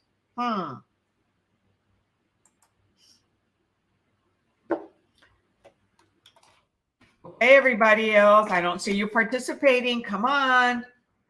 And for those of you that are watching on YouTube, remember to tab that thumbs up button, right? And I appreciate it. And if you're watching on Facebook, I would ask you to go to YouTube, all right, and help my analytics by watching the video on YouTube. These are all recorded, so they'll always be available on YouTube, Facebook AgentPrep Facebook group, and the business page.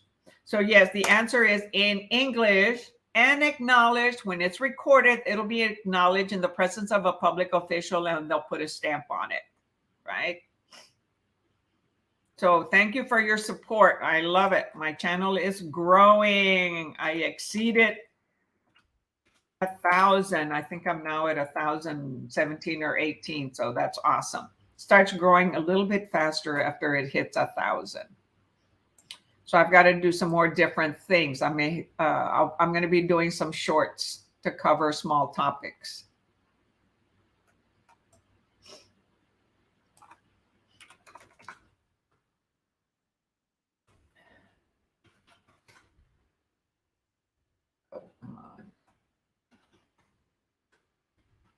All right. Oh boy, that still didn't get it all. Dang it. I talk to myself. Do any of you talk to yourself? I do it a lot. So anyway, number 87 was C. In English and witnessed by a public official. Okay, 88. The rules of the Texas Real Estate Commission prohibit a licensee from creating language and entering it in contract forms that define legal rights and remedies of the parties, right? They're not attorneys.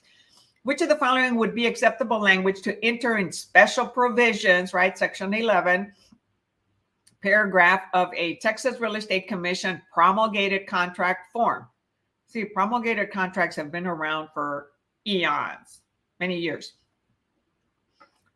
I don't know the exact start date, but for many years since TREC started having them done.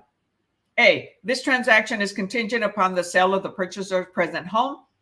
B, buyer reserves the right to terminate this contract for any reason within 8 days of the effective date. C, buyer will do a walkthrough inspection during the 4 hours immediately preceding closing. Or D, this contract is contingent upon satisfactory appraisal in the amount of the sale price. So which one is acceptable on special provisions?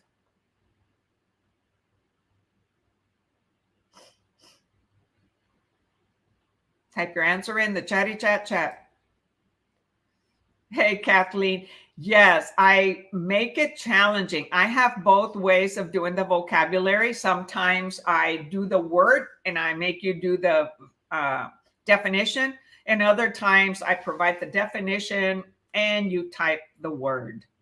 Okay, so I've done it both ways. So it depends. You can go to some older vocabulary recordings and I do it that way. All right, I'll do the vocabulary and then the definition.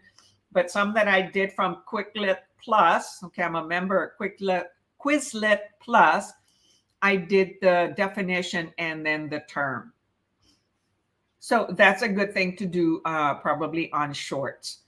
Okay, so the answer is C. Yes, you may write on special provisions because there isn't an addendum. Buyer will do a walkthrough inspection during the 4 hours immediately preceding close. And it must be preceding close, right? You want to do it before you go and sign the closing documents.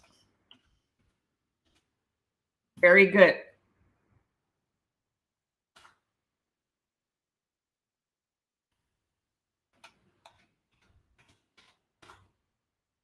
Number 89.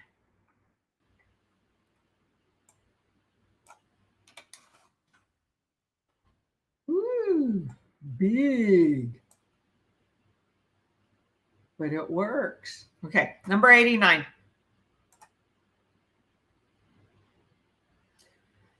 When term identifies what term, okay, here's vocabulary definitions. What term identifies a broker who has written authority to represent both the buyer and the seller in a real estate transaction? Of course, this is in the state of Texas, right? A, facilitator. B, mediator. C, intermediary. Or D, general agent. Answer this right. Okay. So many think that you don't need vocabulary for the state. And as you can see, we do. We need vocabulary for the national and for the state exam. So please, the majority of the students that have commented or done testimonials, they're like, study the vocabulary, learn the vocabulary, flashcards or a list of them, like in the book that I just mentioned. There's a lot of free vocabulary online. Prep Agent Joe Juder has a lot of videos also on vocabulary. And he'll do the term and then the definition, sometimes maybe the other way too. So yes, the answer is C, intermediary. Intermediary, right? Can they advise the buyer or the seller? Type your answer in the chat. Can they advise the buyer or the seller? That would be, can the broker advise the buyer or the seller, or buyer and the seller? Type yes or no.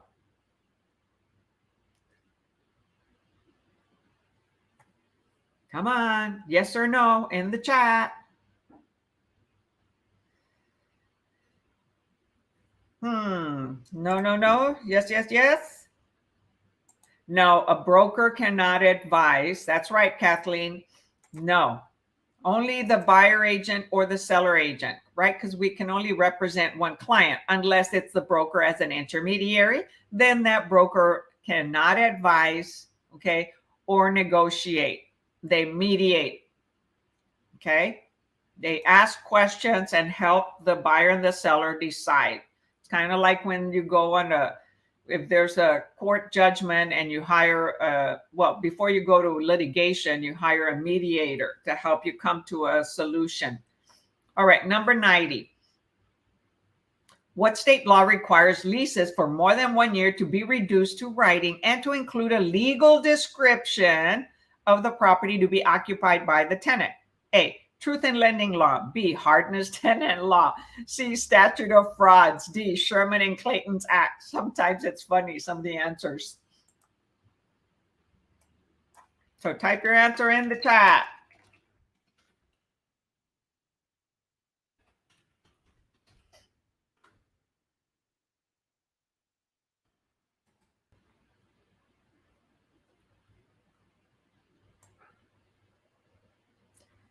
All right, 90C. Very good, Cindy. 90C and Kathleen. Yeah, statute of frauds, right? So that it can stand up in court. A lease that is 1 year or more must be in writing in order to be enforceable. Okay. And Truth in Lending Law, okay. That's for the lenders, okay, to post certain things about the interest rate, the percentage, loan amount. The Sherman and Clayton Act has to do with monopoly. It declared monopoly illegal. Okay, so that's like, we cannot get together and say, hey, let's charge just 4% commission. No, that's illegal. That would be forming like a monopoly. So certain business practices are conducive to formation of monopolies, and that would be something like that. If you're ever around that conversation, leave. Don't get into a discussion, just leave. It is illegal. There is no standard commission. It is negotiable between the seller and the buyer and the client, or the buyer and the the broker and the client, which would be the realtor, right, and the client. Some realtors, some agencies do put a limit like of 2% because they need to make money, right, for us hanging our license there and using all the tools that they provide. And if it's with a buyer, the seller doesn't want to pay for it. On the buyer's rep agreement, we have to put a percentage. Well, we don't have to. We'll put a percentage amount we want the buyer to pay us if the seller's not willing to, and they want that for sale by owner home, right? Because we went and approached the for sale by owner and negotiated to help them get it. Yes. Okay. Very good. All right. Number 91. Salesperson Judy Jones is employed by A to Z Realty, Inc. Judy learns that A to Z's broker of record missed her licensing renewal deadline. Ooh. When Judy questions the broker about this, the broker laughs, ha ha ha ha, and says, "Don't worry, be happy." In this case, you better worry. Okay. There is always a grace period to renew. Judy knows that this is not true, but decides not to say any more about it. Judy's conduct is what? A, acceptable because she was following the advice of her broker. B, acceptable because the license at issue is not her own. C, unacceptable because upon expiration of her sponsoring broker's license, Judy's salesperson license is inactive. Or D, unacceptable because Judy, as a real estate licensee, must conduct an independent investigation of any disputed fact. There's only one real correct answer. And there always, well, I shouldn't say there always is. Sometimes there's more than one correct answer. You must choose the best.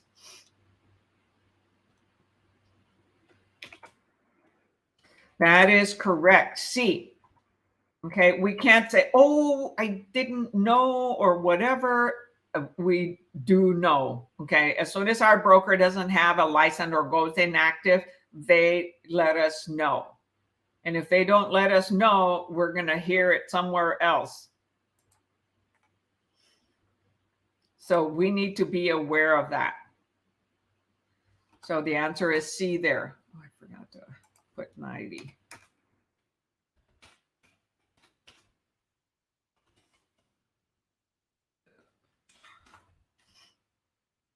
$91. Very good, y'all. Hey, hey, hey, we're here in Texas. I used to like Fat Albert. Hey, hey, hey. This is Fat Albert. All right. All right, number 92. What must the broker do to comply with the Texas Real Estate Act called TRELA when placing a sign on a property offering it for sale? A, have written authorization from the owner of the property before placing the sign. B, have an exclusive agency listing agreement from the owner before placing the sign. C, identify the broker as a licensed agent on the sign. Or D, both A and C.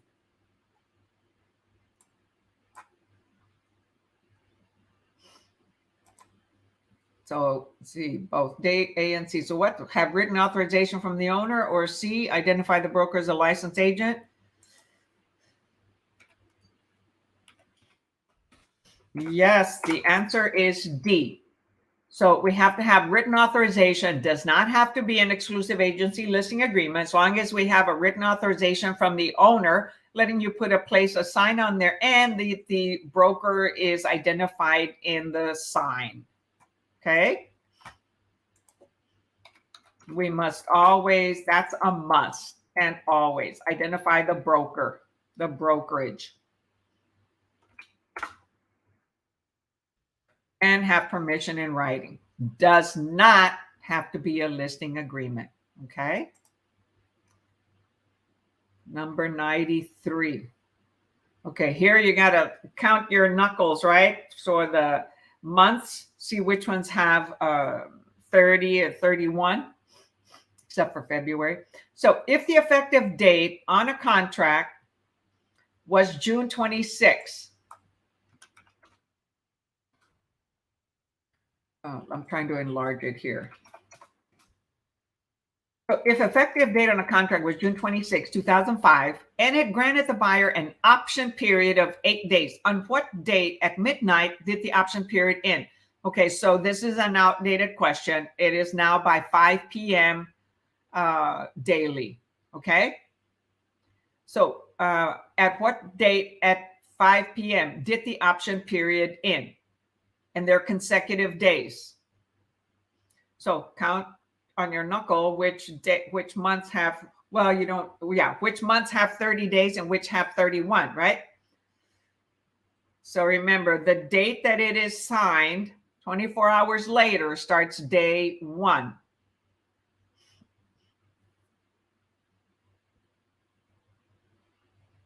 Yes, it is July 4th, right? That is 8 days later. So June 27th starts day one, right? 27, 28, 29, 30, that's 4 days. And then 1, 2, 3, 4, that's 8 days. So very good. 93A, awesome.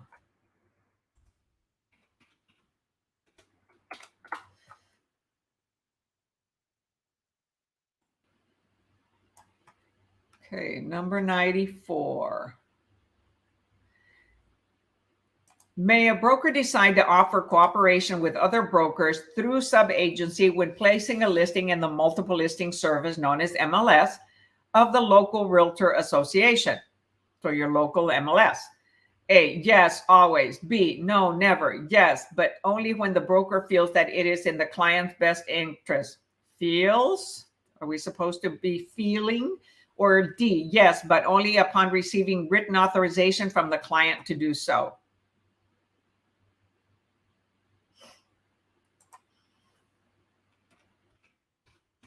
Yes, the answer is D. Yes, but only upon receiving written authorization from a client to do so. So it'll be on the listing contract or the listing agreement. It'll specify on there whether we can pay a sub-agent or not. And who is a sub-agent? Okay, type on the chat. Who is a sub-agent? What's the definition of a sub-agent? Vocabulary.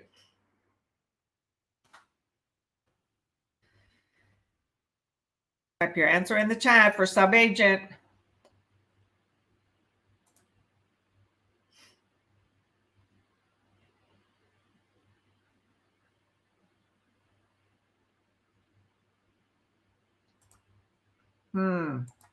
So a sub-agent is working with a buyer that is not represented, right? The buyer doesn't want to be represented. Therefore, that agent represents the seller as a sub-agent.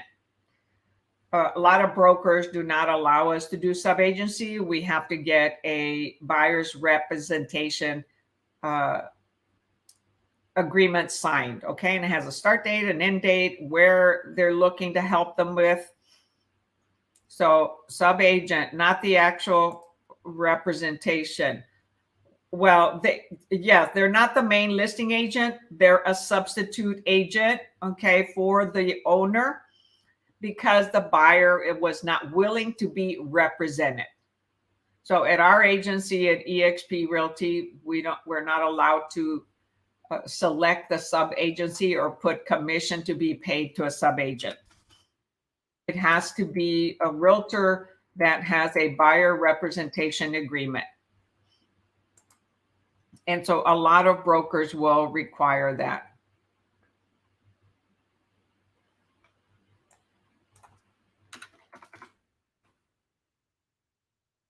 Oh, that still didn't work. All right, number 95.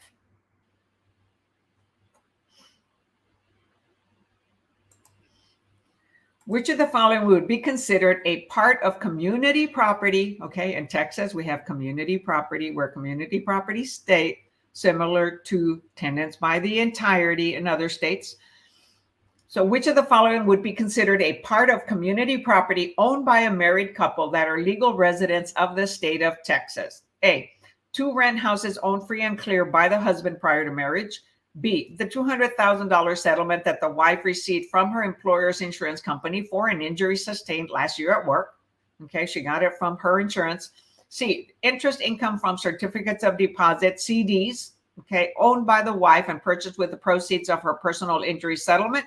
Or D, a $500,000 inheritance received by the husband from the estate of his grandmother. So which one would be considered community property?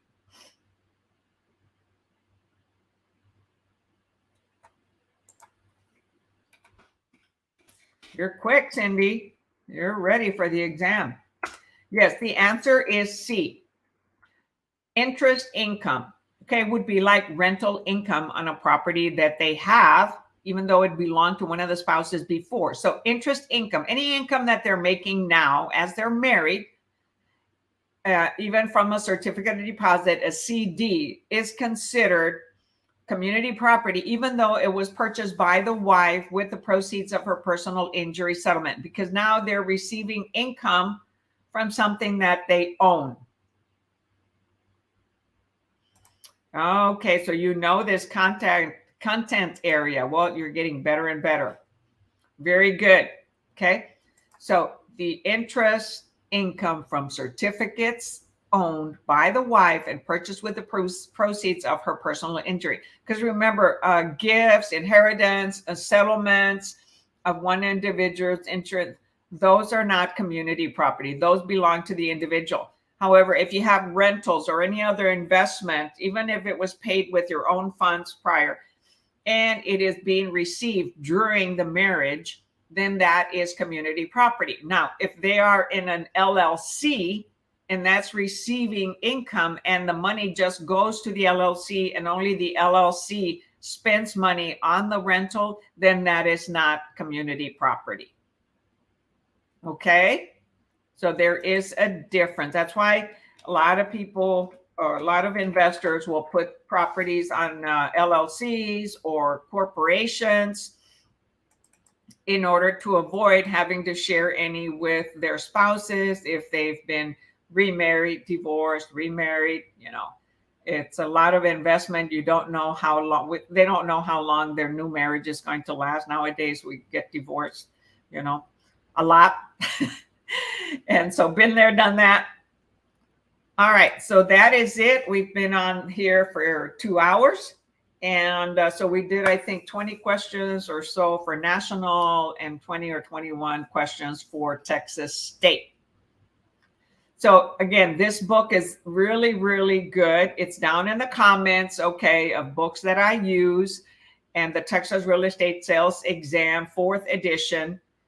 Okay, however, a few questions are outdated. Like I pointed out there, it says within by midnight, and now we have to record, have results or deadlines expire by 5 p.m., right? The day of business. So any questions? So remember that I am a realtor, practicing, realtor with eXp Realty. So when you start interviewing brokers, I would love to interview you and see if we are a right fit for you. We're a cloud-based company. Our office is on the cloud. We don't have brick and mortar offices, even though some brokers that move to eXp may have an office. And also, this is Wild Lily Handy coming to you from San Antonio, Texas with YouTube Agent Prep. And when I travel, I still do the classes. I take some smaller lights that I'll eventually share about my equipment that I use so that you can utilize it when you become a realtor. So anytime that you have questions, okay, text me on Messenger, on my phone number. They're both down below. Well, I would prefer that you use the Wild Lily Handy Messenger Facebook group, because sometimes I don't catch the other ones that go to my business page or to my realtor page. But on my personal one, like this one, Wild Lily Handy, the Facebook page for that, you see that with my little black cap. So you can comment me. I reply to all comments. Okay. And remember, you all, this is your business. This is not a career. You're opening the door to your store. So you have to build the business. You have to, passing the exam is just a small step. You think it's difficult? Well, the real world is more difficult because you're going to be dealing with a lot of different personalities, a lot of different people, networking with lenders, other brokers, realtors, inspectors, surveyors, appraisers, lenders, banks, for sale by owners, all types of individuals, and everyone has a personality to deal with. We have to develop some thick skin and yet always respect everybody, and like the other realtors, respect the other realtors. That's who we do business with to help a transaction come to closure. Okay, we've got to work together. Always respect the other realtors. And remember, the more we give, the more we receive. Okay. Never overpromise, okay? Underpromise, overdeliver. you're going to have costs when you get started. Each year, it costs you maybe $1,000 to pay all your dues and fees. And because you're paying for the low, in order to be a realtor, okay, it's two syllables, real and tor, not realtor. It's realtor. Learn the right pronunciation, realtor. That's why I emphasize the tor. We are professionals. By signing up with our local MLS, the Texas Real Estate Association of Realtors and the National Association of Realtors, we are professionals. If you're in another state, of course, it'll be, you know, Michigan, Florida, California, Real Estate Association. So we pay those dues every year. Then you pay a quarterly due. So it's monthly to the MLS in order to have access to all the listings and be a member of it and post your listings. Okay, that's how we help buyers, right? Look for other properties that are listed by other realtors. And so then also you'll have to buy signs, and most companies give you the initial business card. You've got use all kinds of tools. So you're creating your own leads. So Cindy, the questions on the agent prep, are they both state and national? Yes, I've been doing agent prep on the Facebook group, private Facebook group, since I think I started Facebook there maybe 2015 or 2016. So it goes way back. And this book, okay, is one of the books that I've used a lot. And you'll see in some of the original Facebook, low quality. Okay, I was learning. And I used to use Joe Juder from Prep Agent, his vocabulary a lot. So one particular video that he has a lot of watch hours from me and my students, or my students and me. Yes, I do both state and national in there.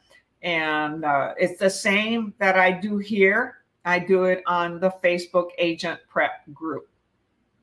Okay. And however, I would prefer that you watch it on YouTube and provide support and watch hours, watch time on my channel so that YouTube will promote our channel. Should you ever want to start a YouTube channel, you'll understand about that. It's a lot of work, but it's the best way to attract buyers and also sellers by talking about the community, viewing homes, doing videos. So you may consider doing that, and it's free. I say free, it's your time and your effort, and you pay for learning, boot camps and everything, or you can have somebody else do it. But when you start, you want to do it yourself because you may not have the money to be paying somebody else, right? Lead through financial income. Right? Lead through money. So you make money first, then you start spending. Okay. But you have to have money to get started. And make sure you interview different brokerages and select one that meets your needs, and know who you're going to be working with, and verify whether what they tell you is true. If they're going to say, oh, we're going to give you leads. Now think about it. Are they going to give you top really good leads? Or are they going to give you low quality leads, right?